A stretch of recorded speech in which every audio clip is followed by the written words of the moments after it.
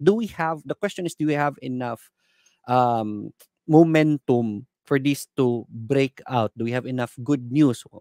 Yun yung pinakamalaking problema, which is wala tayong gaano nakikitang good news lately for our economy. So I don't think this will go up right away. Expectation na magbe-break out to within this year. But right now, hindi muna. I think this will do a pullback, maybe 6,500 even before it really breaks out. Uh, right now, I'm not seeing any news for this to go back down really. So a little pullback and then for it to really break out healthily, I would say is a very there's a very high chance of that happening. But yun, to answer your question, is it a sell? I would say sell some right now. And then once it pulls back, that's an opportunity for you to buy more before it can break out. We're at the area kung saan nauuntog na siya. That's the area where you can sell your stocks, yung mga binili mo. If you're up, if you're what do you call this? If you think that this will go higher even, what you can do is just sell some instead, just so you can cash out on your growth right here. If significant yung gains mo, let's say for example from July, nag-gain ka na ng maybe 20%. That's already very good profits from your investment.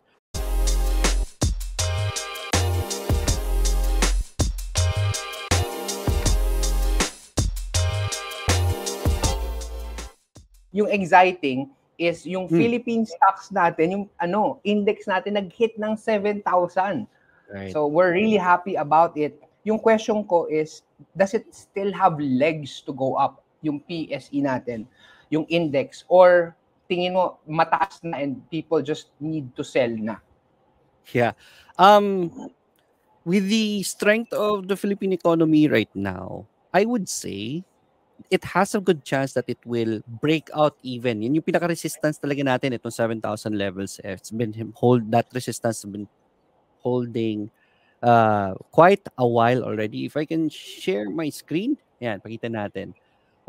So that they will know the significance of that 7,000 level. So, pakikita nyo po yan, we call this a resistance.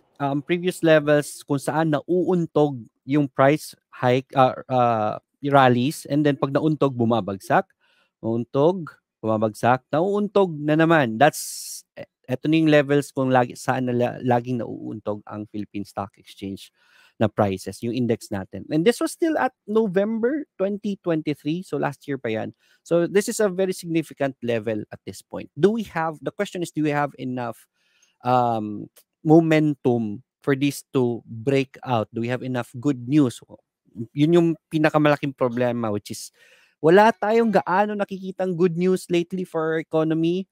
So I don't think this will go up right away. Hopefully, especially pa kasi na mag-e-election na sa US, and somehow we are dependent on the rallies of US markets to make our own rallies.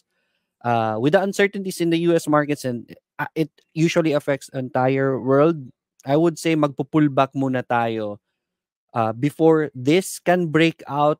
I have a very high what do you call this? Expectation na magbe-break out to within this year. But right now, hindi muna. I think this will do a pullback, maybe 6,500 even before it really breaks out.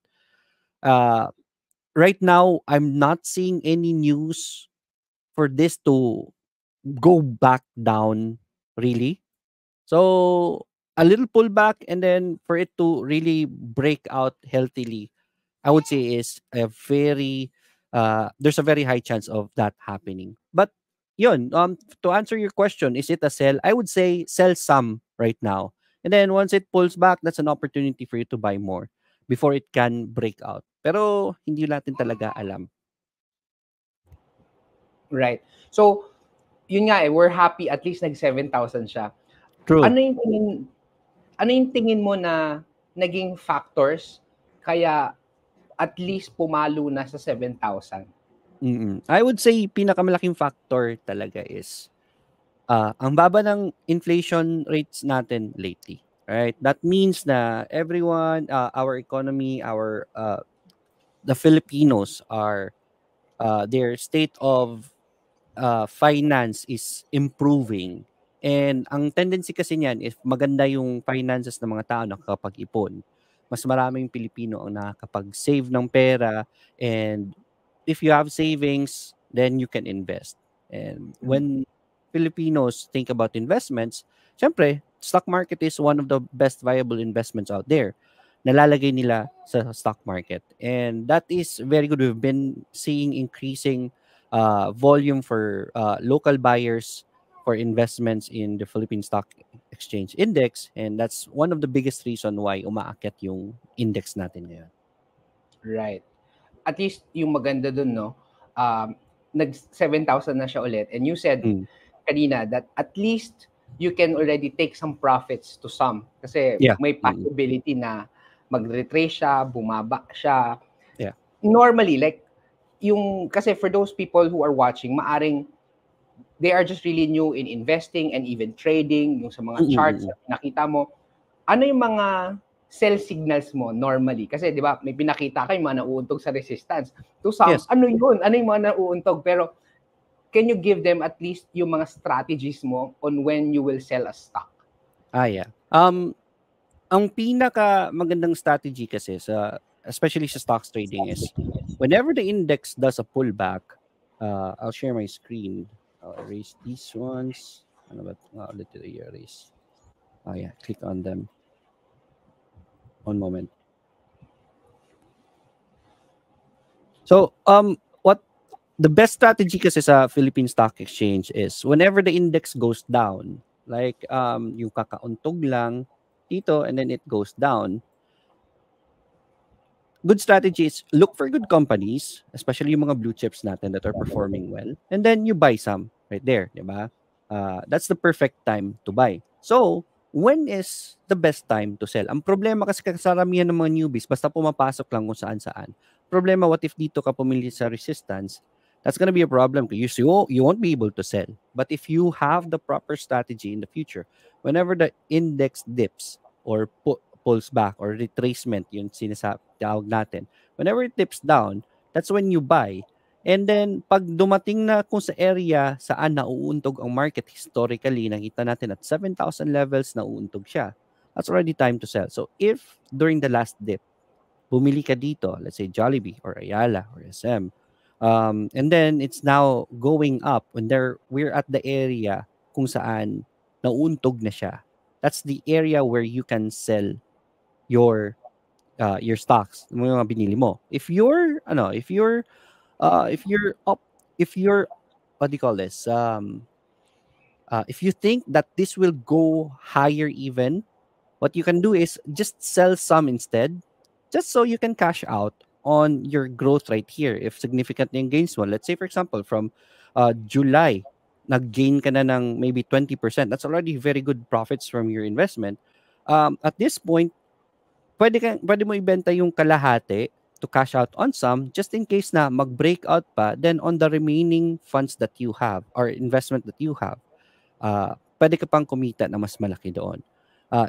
If you sell some kasi, just in case it goes back down, hindi na sayang yung growth dito and you were able to take some of the profits. So it's always wise to at least sell some of your profits and then let the other half ride wherever the market goes. If it goes down, then it will be good for you because yung kinita mo na pera dito, you can use that to buy more when the market dips. When you say some, sell some, kasi to some, ano yung sum na yun? 15% ba yung sum na yun? 40% ba yung sum na yun? Can you qualify, at least give context kung how much or how little yung sum na yun? Usually half kaagad. when I think na okay na yung profits ko, there's a good chance for it to go up. I don't get greedy and become hopeful. Ay, aakyat pa to. Hindi.